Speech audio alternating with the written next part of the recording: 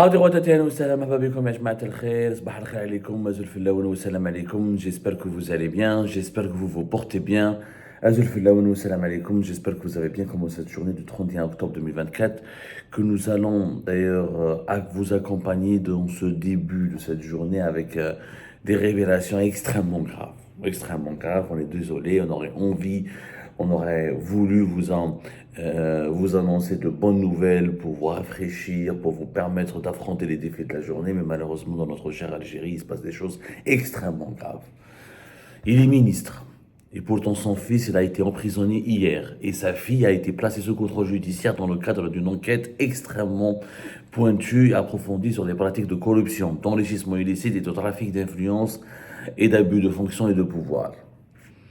Et pourtant, lui, il est resté ministre. C'est l'extraordinaire destin de M. Ali Aoun, ministre de l'Industrie et de la Production pharmaceutique. Hier, les juges du tribunal de Sidi Mohamed, les juges du pôle pénal spécialisé dans la lutte contre les crimes financiers et économiques près du tribunal de Sidi Mohamed, ont placé en détention provisoire le fils du ministre Ali Aoun, ministre de l'Industrie et de la Production pharmaceutique, l'un des piliers du gouvernement de M.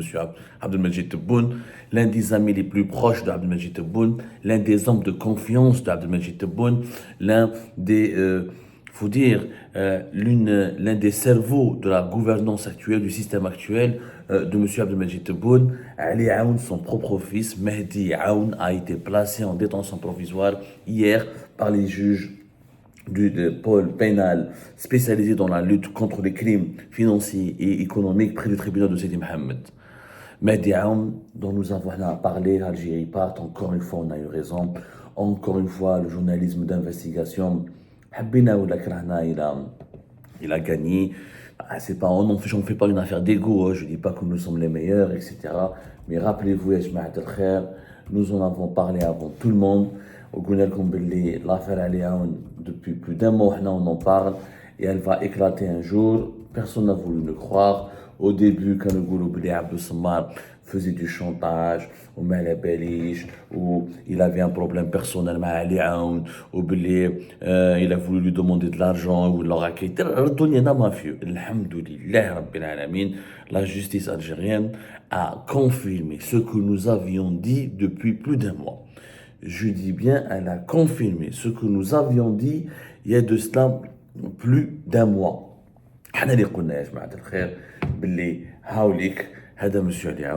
Il a un problème, c'est quelqu'un qui a triché, qui a permis à des membres de son entourage personnel, notamment à son fils Mehdi Aoun et à sa fille Lamia Aoun, de s'enrichir de façon spectaculaire et illégale. Je dis bien spectaculaire et illégale. Nous en avons parlé au moins à 3 reprises, au moins à travers 3 émissions que vous pouvez retrouver sur notre chaîne YouTube, au moins à 3 reprises. On a combien de cela à peine 3-4 jours, qu'il y a eu des arrestations, que la DGSI, la Direction Générale de la Sécurité Intérieure, a mobilisé des enquêteurs pour enquêter sur ce dossier, que un businessman extrêmement opaque et qui a des pratiques très particulières a été arrêté, il est surnommé Nuno Maneta, et depuis une dizaine de personnes ont été convoquées, auditionnées ou arrêtées.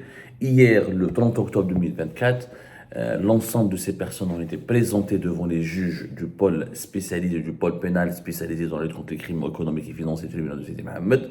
Et des décisions ont été prises, à savoir le placement en détention provisoire de Mehdi Aoun et le placement sous contrôle judiciaire de Madame Lamia Aoun, qui est la fille aussi du Ali Aoun, le ministre de l'Industrie et de la Production pharmaceutique, et qui occupait en toute illégalité et dans des circonstances assez scandaleuses un poste important au sein de la direction générale de Saïdal, l'entreprise étatique chargée de la production pharmaceutique, des produits pharmaceutiques et des médicaments.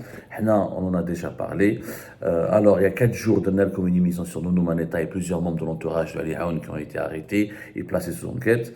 Il y a 2 semaines, plutôt même pas un mois, 2 semaines, il y a 3 semaines, on a parlé de cette situation de conflit d'intérêts entre Ali Aoun et ses enfants, un papa ministre, une fille rémunéré sans travailler à Saïdal et un fils businessman utilise le nom de son père, qui abuse de la fonction de son père pour ne pas payer ses engagements contractuels, pour ne pas payer ses fournisseurs et pour faire des affaires et obtenir des contrats juteux, dans notamment la distribution des produits électroménagers pour s'enrichir, ce sont des pratiques de corruption.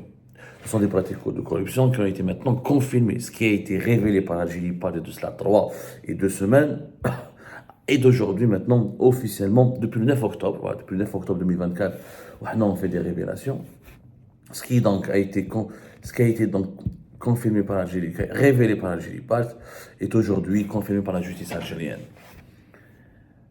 Ceci dit, ce qui reste incroyable, c'est que M. El Yaoun est toujours en ministre. Il est toujours en poste. Il garde encore son poste. Abdelmajid Tebboune ne l'a pas limogé encore. M. El Yaoun, qui était ministre depuis 2022 de la production pharmaceutique, et depuis mars 2023, il est devenu ministre de l'Industrie et de la production pharmaceutique, il est toujours en poste. Ni El Yaoun n'a déposé sa démission, ni M. Abdelmajid Tebboune n'a voulu le limoger. Alors, quand je parle avec des sources proches du palais présidentiel d'El Mouradia, on nous informe que Tebboune attend le prochain remaniement ministériel pour se débarrasser de El Yaoun, et qu'il est en colère contre lui, qu'il a lui-même ordonné une enquête impartiale, objective, rigoureuse, une enquête sérieuse sur les pratiques de corruption de l'entourage de El Yaoun. Mais quand un ministre dont le propre fils est en prison pour des affaires de corruption, dont sa propre fille, elle est sous contrôle judiciaire pour des affaires de corruption, le trafic d'influence, l'enrichissement illicite, ce sont des pratiques, les conflits d'intérêts, ce sont des pratiques de corruption. Ça fait partie de la galaxie des pratiques de corruption. La moindre des choses, c'est pas crédible. Tu peux pas te connaître un pays. Abdelmajid Tebboune dit que moi je suis propre, je suis contre l'Aïsaba, j'ai nettoyé le pays, je suis en train de moraliser la vie politique et publique du pays, et on s'est débarrassé de la corruption, et on est en train de purifier le pays. Et la nouvelle Algérie, elle a été relancée ou construite sur des bases saines, il n'y a pas de problème de corruption, nous avons gagné la guerre contre la corruption. Et Bibi était ton principal ministre. On a failli devenir Premier ministre. Abdelmajid Tebboune, à un moment donné, on en a parlé vers Algérie Part, vers la fin de l'année 2023, il voulait faire de lui Premier ministre. Il voulait faire de lui un Premier ministre. Nous avons été parmi les rares, si ce n'est la seule voix médiatique qui s'est élevée à l'époque pour lui dire attention. Attention, il ne faut certainement pas faire cela. El Yaoun est instable, il est incompétent, il n'a pas de bilan et surtout il est lié à des milieux affairistes. C'était le 16 septembre 2023 quand on a parlé. Abdelmajid Tebboune aujourd'hui, quelle crédibilité il lui reste? Normalement, le jour même, son fils a été placé en détention pour des affaires de corruption. Mais El Yaoun n'aurait jamais pu s'enrichir, n'aurait jamais pu développer des pratiques de corruption s'il n'avait pas utilisé le nom de son père. Même si son père n'est pas complice, alors qu'il est complice, on va vous expliquer pourquoi il est complice, on va vous donner tous les détails, même si son père n'est pas complice, la moindre classe, il est fragilisé, il est discrédité, il a utilisé son nom, il a utilisé les réseaux de son père, il a utilisé la fonction de son père, il a échoué à préserver l'intégrité morale de son propre foyer, de son propre personne.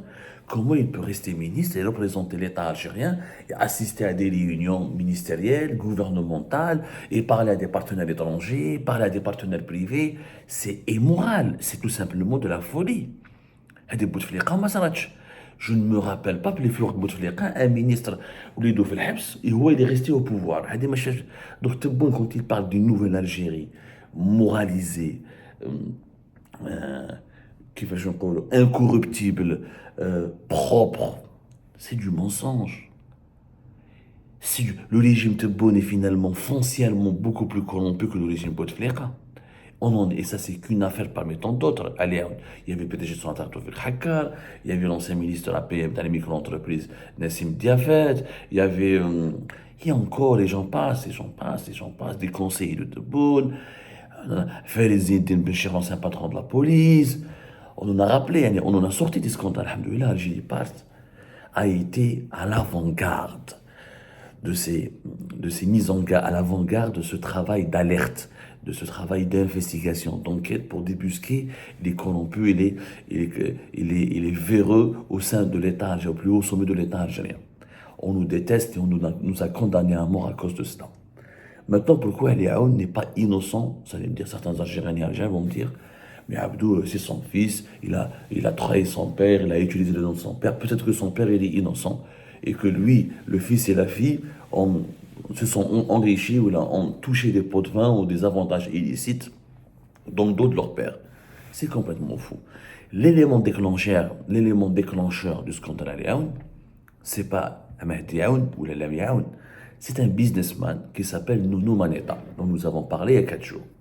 Hada Nounou Manetta, on vous a donné son nom. Il s'appelle Abdelmalek Moula. Abdelmalek Abdelmoula. Attendez, je vérifie son nom parce qu'il a un nom très particulier. Hada Abdelmalek Abdelmoula. Voilà. Abdelmalek, je vérifie. Abdelmalek Abdelmoula Abdelnour. Voilà. Excusez-moi. Abdelmoula Abdelnour. Hada, c'est quelqu'un de totalement méconnu jusqu'à la fin de l'année. Hada Abdelmalek, Hada Abdelnour. هذا عبد النور عبد المولى. احنا غلطنا في la dernière émission, قلنا بلي il est oranais, il n'est pas oranais. Il a travaillé à Oran, il a développé un certain nombre de ses activités à Oran. Mais ouais, il est algérois. Il est né à Alger, il a grandi à Alger. Il a commencé sa vie à Alger, il a commencé sa vie, c'est un trafiquant. Il a commencé sa vie de trafiquant à Alger. هذا عبد المولى عبد النور, il a connu Ali Aoun à Oran.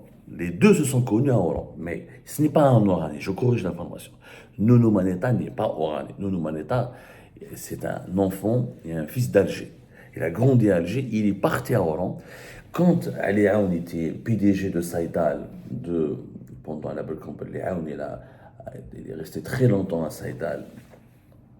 Il a dirigé Saïdal, laissez-moi vous donner la date, de 1995 jusqu'à 2008. Il a connu Ali Aoun pendant cette période-là, quand Ali Aoun partait à Oran dans un cabaret pour participer à des fêtes. Ça, je m'en fous, c'est sa vie privée. Voilà. Les Algériens, on est des joyeux, des fêtards. Ce n'est pas un mal en soi d'aller dans un cabaret, de profiter de la fête, de rencontrer des filles, de boire. Ça, c'est pas du tout un problème. Je ne vais pas apporter aucun jugement là-dessus. Mais Nounou Manetta, qu'un chef de sécurité d'un cabaret très réputé à Oran. Ils se sont rencontrés là-bas. Attends, lui, ils ont compété chez Saïdal. Canada Nounou Manetta, il est devenu ami. Il a commencé à fréquenter Ali Aoun à cette époque-là, début des années 2000 jusqu'à 2008, quand il était PDG de Saïdal. C'est lui qui l'introduisait au sein du cabaret. Il le mettait dans une place, il lui donnait une table assez prestigieuse, bien positionnée. Et il lui ramenait des filles, il lui ramenait des boissons. Il s'occupait bien de lui. Enfin, il s'occupait. Et Ali Aoun était très sensible à ce traitement de faveur, très sensible à ces marques de respect et d'affection. Il a essayé d'amitié, mais à Nounou Manetta. Bon, plus tard, ils sont restés amis, même quand Ali Aoun a quitté Saïdal, etc. Nounou Manetta ou Ali Aoun sont restés amis. Quand, avec le régime Tebboune, Ali Aoun, il a été réhabilité, parce qu'à l'époque de Bouteflika, il a été mis à l'écart à partir de 2008, pour des raisons de mauvaise gestion de Saïdal, pour des raisons aussi de santé, parce qu'Ali Aoun était marqué, il a des problèmes de dépression. Je le dis, je le redis, Ali Aoun avait des problèmes de dépression. Il a vécu des épisodes assez sombres, assez tristes pour les années 90. Il a été victime à 2 reprises d'attentats qui ont failli mettre sa vie en danger. Et il a eu des problèmes à certains responsables des services secrets algériens. Et il a commencé à développer des théories de complot. Les services secrets algériens, les services secrets français, une alliance contre moi. Classe, sa santé fragile et ses mauvais résultats professionnels à la tête de Saïdal l'ont poussé à l'époque le gouvernement, le régime Abdelaziz Bouteflika à le mettre à la retraite. Bon, il était très alpha que Tebboune, il a récupéré Ali Aoun à la fois alors qu'il était très âgé et malade. Bon, il est devenu consultant, dans le privé, etc. Il a essayé de développer des activités dans le privé jusqu'au jour où Abdelmajid Tebboune le rappelle en avril 2022 pour lui donner la direction générale de la pharmacie centrale des hôpitaux. La pharmacie centrale des hôpitaux, c'est la principale institution, c'est la seule institution qui approvisionne en médicaments et en traitements médicaux et en équipements médicaux tous les hôpitaux algériens. Elle gère des budgets importants de plus de 500 millions de dollars. C'est elle qui s'occupe de l'importation, de la distribution et de l'approvisionnement des hôpitaux algériens. Donc c'est une institution importante. Anna Alia, on est redevenu puissant. Il est redevenu vraiment puissant.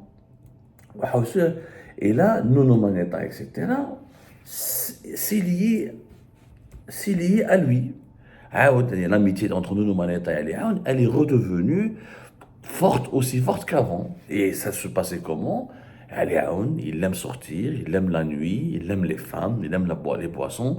Il partait à Sofitel, où le DG de Sofitel était aussi un de ses amis. Il mettait à sa disposition une suite où Nuno Manetta lui ramenait des filles, lui ramenait des boissons, lui organisait des petites fêtes. Jusque-là, c'est pas un problème. Qu'un ministre aime les femmes et l'alcool, ça, c'est pas un problème.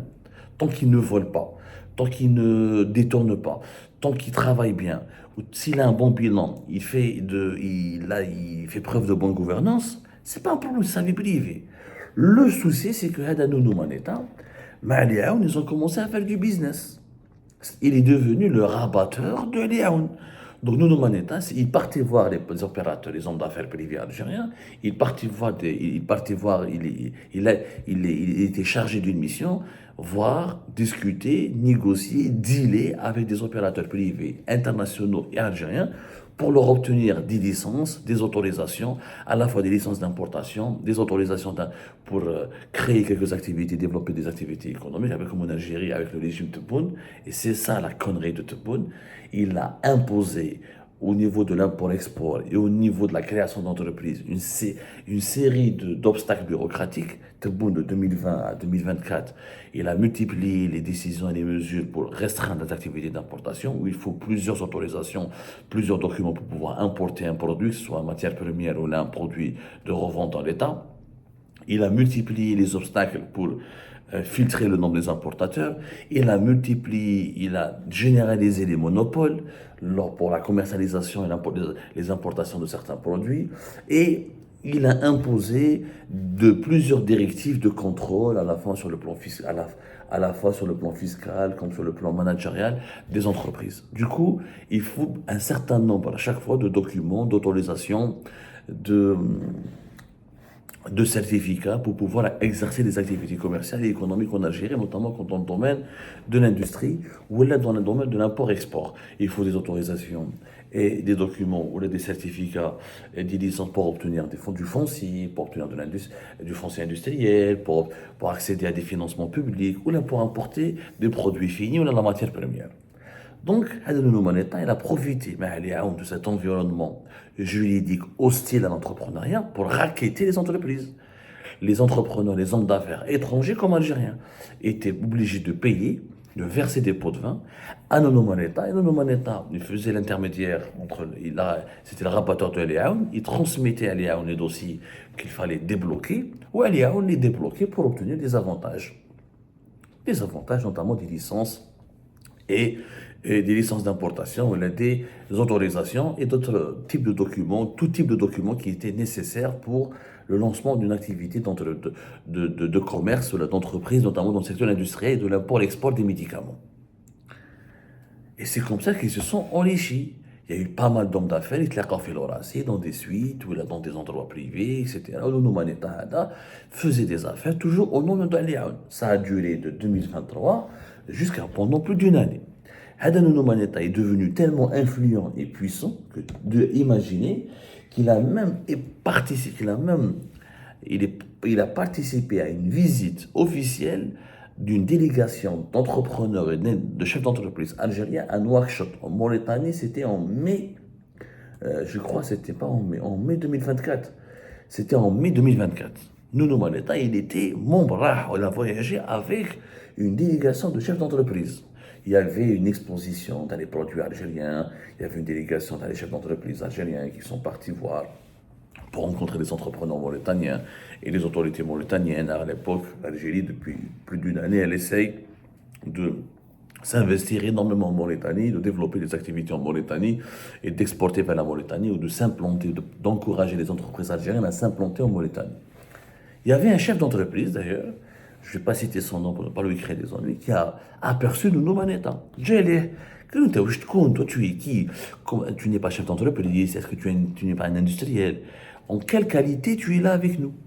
Qui t'a permis d'être là avec nous? Et bien, Nounou Manetta, pour impressionner son interlocuteur et le terrifier, il prend le téléphone, il appelle Ali Aoun, il lui dit: Wesh, c'est Ali, comment vas-tu? Je suis à un workshop en Mauritanie, est-ce que tu veux que je te ramène quelque chose, un cadeau, etc. etc. Bon, son interlocuteur, il a été impressionné. Qui va jeter quelqu'un, parce que nous, Maneta, les initiés, il y a tout quelqu'un qui fait les cabarets, les hôtels et le business. C'est-à-dire que le business parallèle. Le business, c'est quoi le business à Donou Maneta? Là, c'est les rabatteurs. Leur spécialité, c'est les interventions.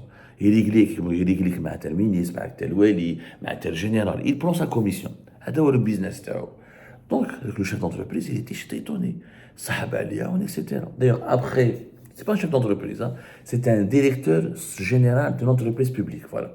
C'est pas un chef d'entreprise privé, c'était un directeur général d'une entreprise publique.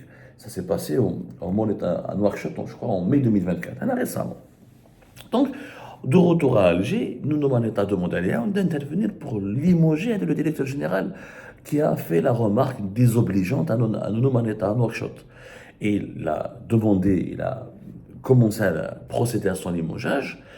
Il fallait qu'une intervention se fasse au niveau du palais présidentiel d'El Mouradia pour que ce directeur général soit réhabilité ou que son limogeage soit empêché.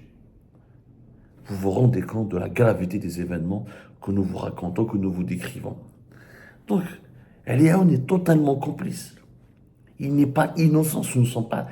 Nounou Maneta, d'ailleurs, quand Mehdi Aoun, son père, est devenu ministre, Nounou Maneta, c'est lui qui est intervenu pour payer les dettes de son fils, Mehdi Aoun.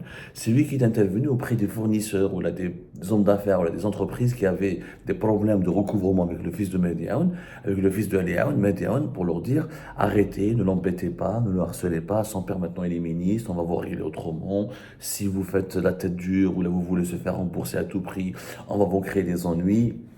Ça s'est passé comme ça. Donc, c'est le cerveau de ce scandale, Nounou Maneta, Abdelnour Abdelmoula, est directement lié à Aliaoun. C'était le rabatteur de Aliaoun. Donc, on ne peut pas aujourd'hui permettre à Aliaoun de rester ministre face à de telles pratiques aussi scandaleuses. Et Abdelmajid Tebboune devra arrêter, mais franchement, de se montrer orgueilleux et méprisant et arrogant à l'égard de ses prédécesseurs, à l'égard du régime de Bouteflika, parce que son propre régime ne vaut rien, ne vaut pas plus que le régime de Ali Haddad, ne vaut pas plus que le système Bouteflika, les anciens oligarques, les anciens oligarques et leurs amis, parrain Saïd Bouteflika. Qu'est-ce qui différencie Ali Aoun de Chakib Khalil? Rien, sauf que Chakib Khalil avait plus de classe et que lui se permettait de détourner ou de faire des affaires au niveau avec des compagnies internationales, alors que Ali Aoun, lui, n'a pas de classe. Il faisait des affaires avec un ancien chef de sécurité d'un cabaret qui lui ramenait des filles de la boisson et avec lequel il faisait des affaires pour s'enrichir et pour enrichir les membres de sa famille, notamment son fils et sa fille. Donc, il n'y a strictement aucune différence, c'est juste une différence de classe, d'élégance, une différence d'éducation. Parce que quand on est ministre, on fait attention à ce qu'on fait, on fait attention à ses fréquentations, et on n'utilise pas des rabatteurs aussi connus, aussi affichés, aussi grillés comme Madame Nounou Maneta. Avec l'histoire de Nounou Maneta, d'ailleurs, elle a été placée en détention, et dans cette affaire, il y a d'autres personnages de l'État. Parce que Nounou Maneta ne connaissait pas que Eliaoun, il est devenu aussi le rabatteur de d'autres hauts responsables de l'État dont l'identité sera révélée par nos investigations dans nos prochaines émissions.